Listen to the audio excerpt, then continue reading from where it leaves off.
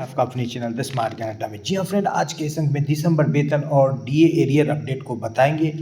उसको लेकर के पत्र जारी कर दिया गया है। जी हाँ फ्रेंड, साथ ही 2 जनवरी से 9 जनवरी तक पठन पाठन स्थगित रहेगा। इसको भी देखेंगे। 23 से 28 जनवरी के बीच 6 दिवसीय प्रशिक्षण के लेकर के कुछ आवश्यक निर्देश दिए गए हैं। उसको जानेंगे। शिक्षकों के सीएल लेने की प्रक्रिया में बदलाव किया गया है। पत्र जारी किया गया है, फॉर्मेट जारी किया गया है। सक्षमता 2 की काउंसलिंग का शेड्यूल जारी कर दी गई है। देख लेंगे।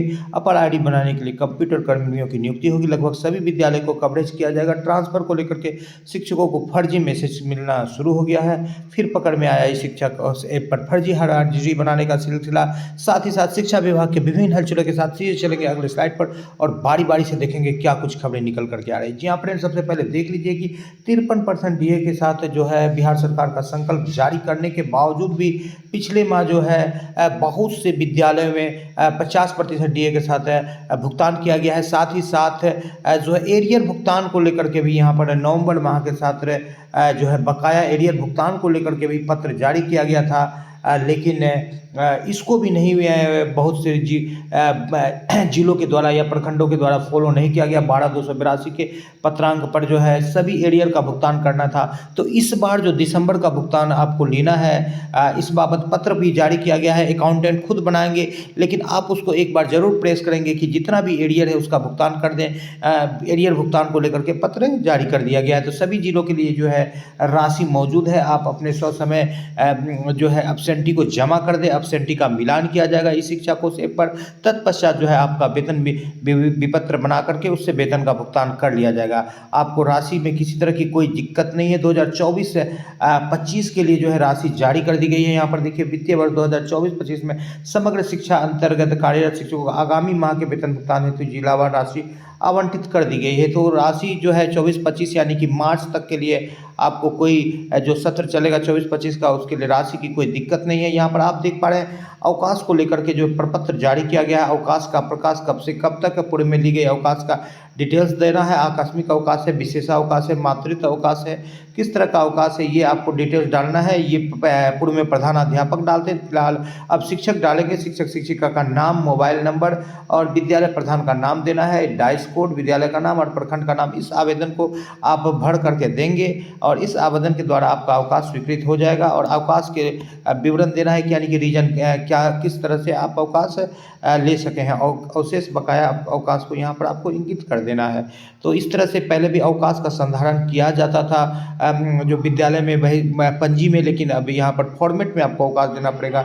यहाँ पर सभी जो है शिक्षण संस्थानों को, प्रशिक्षण संस्थानों को ये निर्देश दिया गया है। वर्ग 1 से 8 तक के बच्चों के में गणित और भाषा के बुनियादी कौशल को विकास के लिए 100 दिनों का अभियान चलाया जाएगा, जिस बाबत जो है बेसिक मैथ यानी जोड़ घटा गुणा भाग, LCM HCF, इन सारी चीज़ों की पढ़ाई होगी। साथ ही साथ धारा प्रवाह हिंदी बच्चा पढ़ सके, इसको भी लेकर के पहला घंटी और दूसरा घंटी क्रमशः मैथ और अंग्रेजी की पढ़ाई होगी।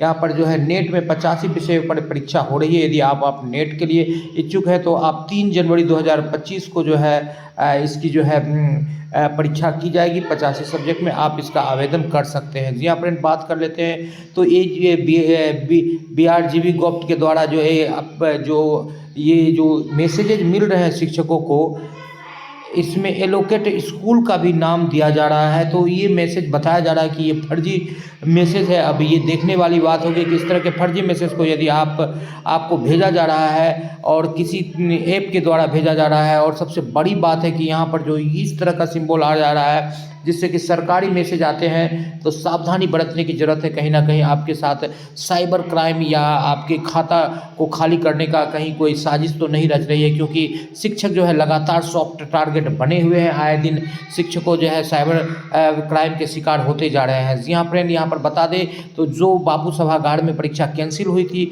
उसकी परीक्षा 4 जनवरी को निर्धारित की गई है, जहाँ पर कि BPSC की 17वीं परीक्षा हुई थी। खेल सप्ताह को लेकर के 2 जनवरी से लेकर 9 जनवरी तक विद्यालय में खेल सप्ताह को लेकर के खेल सप्ताह मनाया जाएगा। और इस बाबत जो है जो भी शैक्षणिक गतिविधि है बिल्कुल बंद रहेगी, सिर्फ खेल पर ध्यान दिया जाएगा। इस बाबत जो है ट्रेनिंग में भी सुधार किया गया है। खेल शिक्षक और कंप्यूटर शिक्षक को ट्रेनिंग से दूर रखा गया है इस अवधि में, यानी कि 2 जनवरी से 9 जनवरी के बीच में। जी हाँ फ्रेंड, बताते चले आपको, यहाँ पर खगड़िया से पत्र जारी किया गया। विभिन्न प्रखंडों के लिए डाटा एंट्री ऑपरेटर को नियुक्त किया गया। अपर आईडी को बनाने के लिए इस तरह का डाटा एंट्री ऑपरेटर की प्रतिनियुक्ति विभिन्न जिलों में हो जाएगा। यहाँ पर स्पष्टीकरण पूछा गया है।